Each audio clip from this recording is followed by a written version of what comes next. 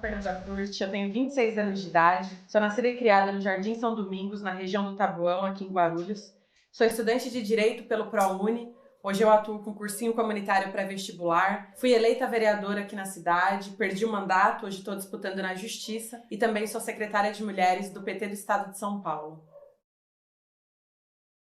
Eu me descobri como uma mulher negra quando eu li um livro chamado A Sociologia do Negro Brasileiro no Século XXI. E assisti também um vídeo no YouTube de um poema chamado Gritaram-me Negra. Porque na realidade a gente sempre sabe que a gente é negra, né? Só que a gente não sabe dar nome para as coisas que a gente está vivendo.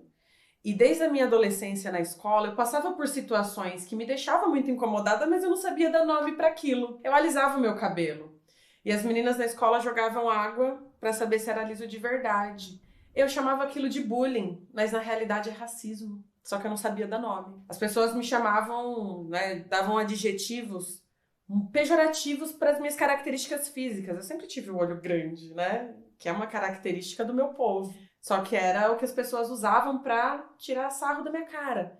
Eu chamava isso de bullying. Mas mais pra frente, depois que eu li esse livro, depois que eu passei a conhecer o movimento social, a interagir com outras pessoas, eu descobri que na realidade isso era racismo. Me descobrir negra foi um processo muito doloroso, porque é começar a lidar com essas feridas que a gente vai ignorando a vida inteira e que quando você dá nome, elas vêm com mais força ainda. E numa sociedade do histórico do Brasil, que teve uma política de embranquecimento, né? A gente cresce achando que a gente é pardo, algo mais aceitável para essa sociedade, quando na realidade é só o fruto de uma política eugenista que aconteceu e que ainda acontece, né, de forma explícita. Tem algumas pessoas que dizem que é mais velado. Para mim, a construção do eugenismo e do racismo no Brasil era cada vez mais escancarada. Foram esses os processos, né? Conseguir, a partir da leitura, identificar que situações que eu vivi na minha vida estavam ali, né?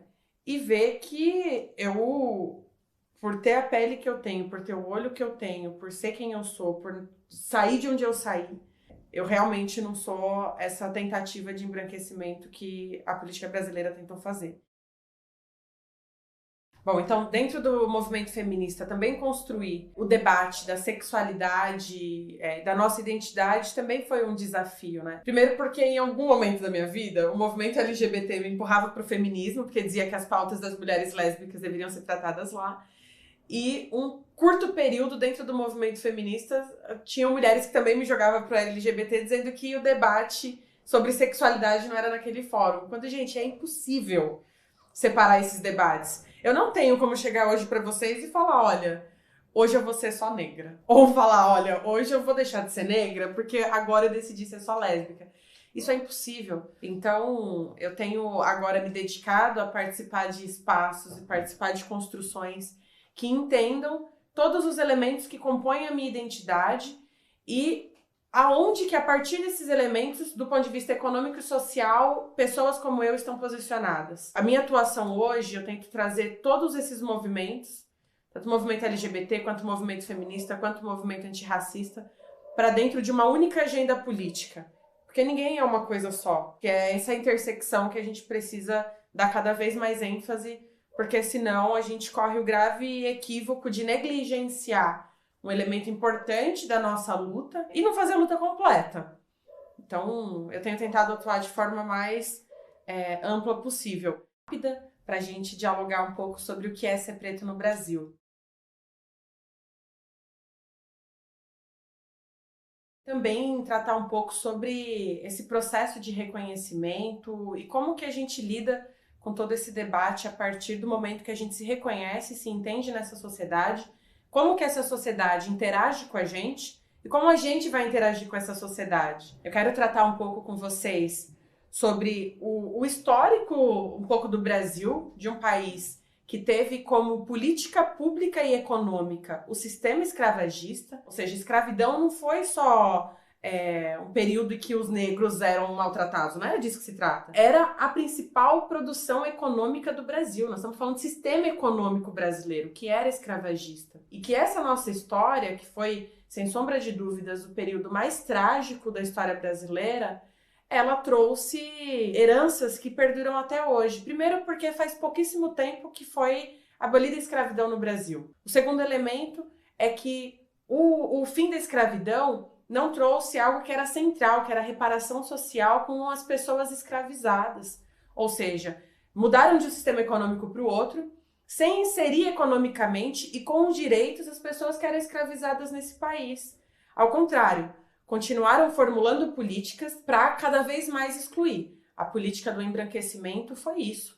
A imigração italiana, na verdade a imigração europeia como um todo, mas sobretudo de italianos para o Brasil, era uma forma de substituir a mão que era mão de obra escrava por uma mão trabalhadora branca, né, e embranquecimento do nosso país. Eu estou dando esses elementos de forma rápida para entender que o que está acontecendo, o que acontece hoje no Brasil do ponto de vista das relações raciais, não é algo que foi construído agora. Uma política que vem sendo desenvolvida desde a invasão no Brasil, né, e por todos os governos que passaram até então. E essas marcas deixaram vários problemas sociais e econômicos que eu quero tratar aqui com vocês. Eu acredito que toda a estruturação do racismo, né, ele tem tentáculos em toda a nossa sociedade, mas eu acredito que existem 3 pontos que são chaves e centrais para a gente acabar, primeiro, com o mito da democracia racial. Nós não vamos conseguir enfrentar o racismo no Brasil enquanto ainda tiver gente que acha que isso não existe, mas também enfrentar, do ponto de vista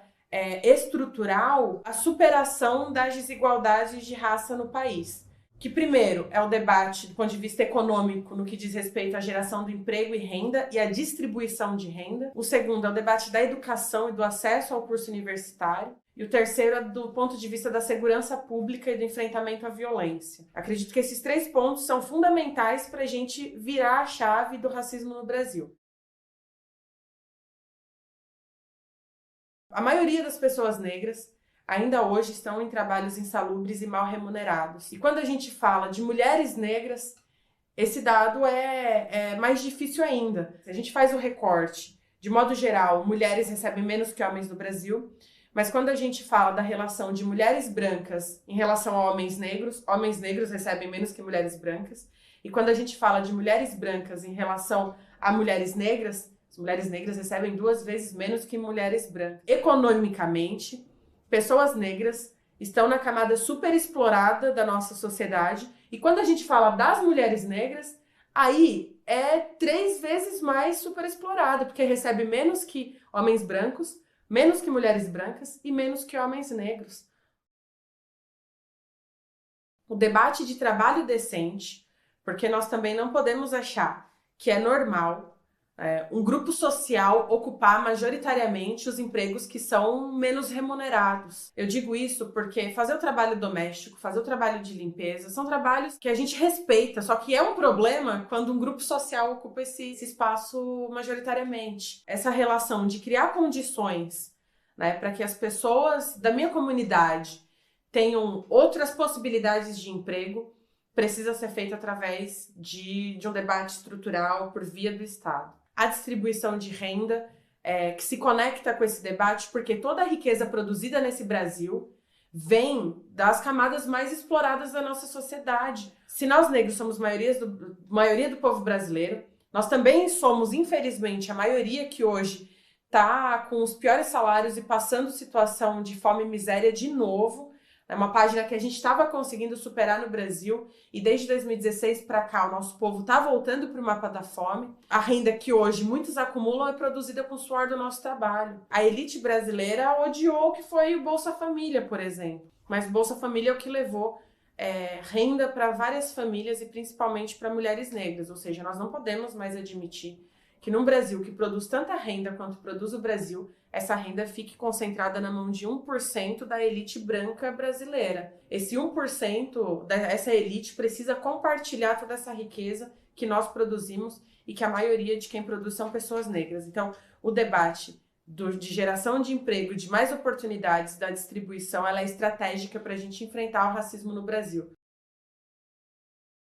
O segundo debate, que está vinculado também com essas possibilidades, diz respeito à educação. Historicamente, o povo preto foi negado o direito de estudar em escolas e universidades de excelência, e principalmente ter acesso ao curso superior e a cursos que realmente são estratégicos para a construção do nosso país. O acesso à educação, ele desde a educação infantil, ele é estratégico. A gente conseguir criar possibilidades de emprego mais qualificado, com melhores remunerações, ela parte de uma boa educação. Então, dá acesso desde o ensino infantil, passando por um bom ensino médio, que dê condições de disputar uma vaga numa universidade de excelência, e com defesa intransigente das cotas raciais, que é outra política que a classe dominante branca brasileira sempre detestou, dizendo que isso reforçava o racismo, quando na realidade as cotas possibilitam que um conjunto de vagas sejam disputado por pessoas iguais, né? Não por pessoas que tiveram acesso a um estudo de excelência e pessoas que não tiveram, disputar a mesma vaga. Ou seja, as cotas criam possibilidades de disputa igual e criam a possibilidade de pessoas negras ingressarem nas universidades e mudar a relação da construção dentro do mercado de trabalho. Por fim, nós precisamos debater com urgência a questão da segurança pública, porque hoje, se a gente sofre racismo, né, dentro das instituições privadas, dentro das instituições de ensino, o Estado brasileiro, que detém o monopólio da violência, tem usado essa violência para promover o genocídio e o encarceramento em massa do nosso povo. A política brasileira, no que diz respeito à segurança pública, opera com a seguinte lógica: o que não mata, encarcera. Não à toa que aqui no estado de São Paulo, por exemplo, a polícia militar é a polícia que mais mata no Brasil inteiro. E se a gente pegar a população carcerária do nosso país, mais de 70% são de pessoas negras. Ou seja, existe uma política higienista do nosso povo. E a maioria dessas pessoas que estão presas nessas condições estão por uma outra ferramenta que é a arma do embranquecimento, que é a política de drogas. A maioria dos jovens que estão sendo presos no Brasil, de jovens negros presos, são por conta dessa lei de drogas, que na realidade de guerra contra as drogas não tem nada, é uma guerra contra pessoas, porque estão assassinando e estão encarcerando o nosso povo. A violência contra a mulher, sobretudo contra as mulheres LGBT e as mulheres negras. A curva do feminicídio em relação a mulheres brancas nos últimos 10 anos está em queda no Brasil, só que em contrapartida o número de mulheres negras sendo assassinadas cresce cada vez mais. E a gente lida com os dados que chegam a partir das denúncias. Só que se a gente considera o que nem chega a ser denunciado, tantas mulheres que estão sendo ou assassinadas, ou vítimas de violência sexual, ou vítimas de violência doméstica, é algo que ainda é subnotificado no nosso país e é uma realidade que a gente precisa avançar cada vez mais com mais intensidade. É verdade que nos últimos anos nós conseguimos avançar, como por exemplo com a aprovação da Lei Maria da Penha, mas é importante que a gente consiga avançar com outros mecanismos que complementem essa política, como, por exemplo, ter aluguel social para as mulheres que são vítimas de violência e que precisam sair das suas casas e às vezes não têm vaga na casa de passagem. Então, que a política do aluguel social é uma política feminista que a gente precisa debater e que atende majoritariamente também as mulheres negras. A política do enfrentamento à violência sexual é um debate que nós precisamos fazer, inclusive partindo do ponto de vista de enfrentar a hipersexualização dos corpos das mulheres negras, enfrentar a hipersexualização do amor lésbico. E também existe ainda no imaginário da nossa sociedade de que o amor e a sexualidade de mulheres também está à disposição do gênero masculino. E que essas duas construções acabam incentivando também a violência sexual, a violência doméstica contra as mulheres. E o Estado não responde a isso. Inclusive porque toda vez que uma mulher é violentada, ela é revitimizada nas delegacias. Ela é revitimizada na delegacia comum e também é revitimizada na delegacia da mulher, que hoje está completamente esvaziada, sem condições de dar um atendimento adequado para as mulheres que são vítimas de violência. E reafirmo, as mulheres negras são as mulheres que mais sofrem violência no nosso país. São as mulheres que lideram o ranking do feminicídio, são as mulheres que lideram o ranking da violência sexual, são as mulheres que lideram o ranking da violência doméstica. Então, a gente conseguir discutir o enfrentamento à violência de gênero, também com recorte racial dentro do debate da segurança pública, ele é estratégico para proteger e defender a vida das mulheres, principalmente das mulheres negras. Para a gente alcançar isso, nós precisamos virar a chave de ter uma segurança pública que proteja vidas ao invés de proteger patrimônio. O Estado brasileiro é patrimonialista, trabalha com a defesa do patrimônio das pessoas e não necessariamente com as suas vidas e com a qualidade das suas vidas. Mas eu não posso deixar de falar também do eixo da saúde pública, da saúde integral, principalmente do ponto de vista de nós mulheres negras. Primeiro que assim, o Brasil é um país que tem um dos melhores sistemas de saúde. O Brasil é um dos poucos países no mundo que tem um sistema público que atende todo mundo de forma gratuita. Então, que a gente precisa defender todos os dias o SUS, Sistema Único de Saúde, mas a gente também precisa avançar em alguns debates que são estratégicos. O primeiro que a gente precisa avançar é no direito à saúde integral de todas as mulheres. Isso é um debate que vai desde o atendimento, a condição para fazer um exame, mas também o enfrentamento à violência obstétrica, o enfrentamento às violências que uma ginecologia heterocisnormativa impõe a mulheres, principalmente a mulheres LGBT. Nós precisamos enfrentar a questão, para valer, o debate do aborto legal e seguro no Brasil. E isso não significa defender a prática do aborto. Isso significa defender que as mulheres têm o direito de escolher e que a gente consiga salvar vidas. Porque a verdade é que o aborto já é legalizado no Brasil, para quem pode pagar. E quem não pode está morrendo nas carnificinas e está tendo sequelas da sua integridade física sendo violada. Esses são debates que nós não podemos mais adiar, porque também diz respeito, às nossas vidas e principalmente à vida de mulheres indígenas e de mulheres negras, que são as principais vítimas pela condição econômica em que nós estamos inseridas na sociedade e também pela condição em que a junção do racismo com o patriarcado impõe para os nossos corpos, para a nossa existência. Então, o debate da saúde pública, eu dei aqui alguns elementos, mas tem vários outros que precisam ser debatidos e que só com esse entendimento de proteção de vidas é que a gente vai conseguir avançar. O resumo de tudo isso nós não vamos conseguir enfrentar o racismo e colocar um fim nessa estruturação social, porque o racismo ele não é só estrutural, ele é estruturante. Então, se a gente não coloca um freio de arrumação a partir de uma reforma do Estado brasileiro, a partir de políticas públicas que mudem a relação econômica e social da composição da nossa sociedade, nós não vamos estar enfrentando o racismo para valer.